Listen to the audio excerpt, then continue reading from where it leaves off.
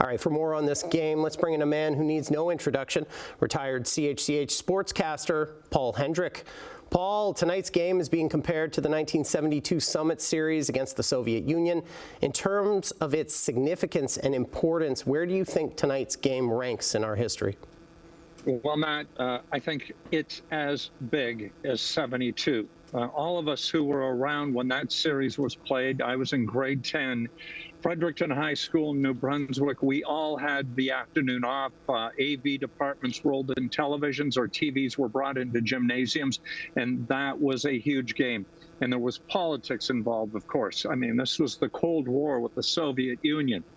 Now we've got the Americans, and dare I say that the animosity between these two countries, given what was between Canada, the USSR back then, it might be greater now. Just given the politics and the whole opening of the your entire newscast has described it so perfectly, this might be as big.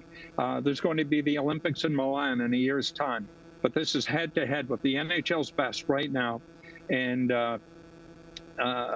my blood's boiling just thinking about it. Just the whole story around the game itself, rather than breaking down individual matchups as far as the players are concerned.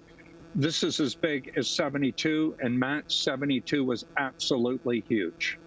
Paul, can you think of another time that the rivalry between U.S. and Canada was this hot? In the sport of hockey, I mean, 1996, the World Cup of Hockey, the Americans won that. Regular round robin at the Vancouver Olympics, the Americans won that game, but Canada went on to have the final say in Vancouver, and of course Sydney with the golden goal. I don't think anything even comes close to that.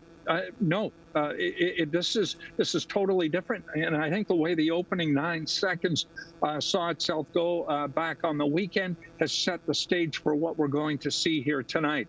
Would I like to see a couple of other players maybe in the Canadian lineup? Yes, the Americans can say the same thing. We've got a hell of a hockey team. I think Canada is going to win this game, and it's going to come down possibly to goaltending. Jordan Binnington has won a Game 7 in this building in Boston. Connor Hellebuck folded like a cheap suit when much favored Winnipeg went up against Colorado last year and lost in 4 consecutive games. I'm not saying that's going to happen again. I'm just hoping in my olive hopes that Jordan Binnington is going to play the way he can play and not let in the 2 goals that we saw last Saturday. As far as the fights are concerned, we might see 1 or 2, not orchestrated the way we saw on Saturday night, but there's a lot at stake here tonight.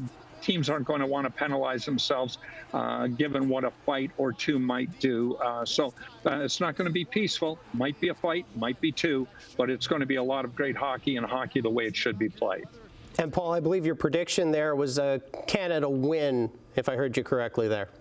Of course. I think we've got the best hockey players. Listen, the Americans have caught up. There's no doubt about that. The U.S. National Junior Development Program in Michigan has done a tremendous job of bringing these kids together, and they've played together for a long, long while. I wish we would have seen what we have seen this past week over the course of the last 9 years. The NHL surely dropped the ball in that regard, but now we're going to see it, and I think we're going to see it on a more usual basis. Of course, if you're an owner of a hockey team, you do not want to see Austin Matthews or Mitch Marner hurt, just as Charlie McAvoy getting hurt for the Boston Bruins, a very unfavorable result, especially a team like them who are hanging by a thread in terms of making the playoffs.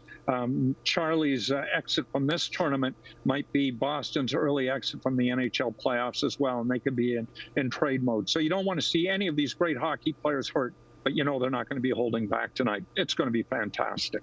That's retired CHCH sportscaster Paul Hendrick. Paul, thanks so much for making some time for us. My pleasure, Matt. Thank you, and go Canada, go.